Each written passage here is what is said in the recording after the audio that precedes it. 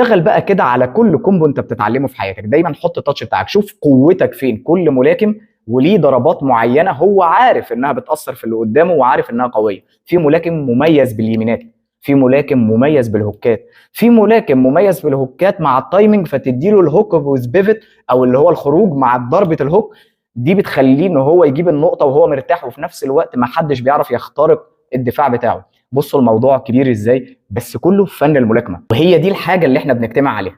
اتمرن واجتهد، فكر. عالم الملاكمه مش بس انك تخش تضرب على الساندباج او تظبط على ايد المدرب وخلاص، الموضوع فن مش عن. فاتمرن، افهم، اعرف نقاط قوتك واشتغل عليها وطورها عشان تبقى مبدع في مجال الملاكمه. انا واثق فيك، وعشان كده لما بقول المعلومات دي ليك عارف ان انت هتاخد بيها وهتنفذها وهتبقى في حته تانية. اللي يهمني انا في الليله دي كلها انك طول رحلتك تفضل فاكر انك بطل قصتك.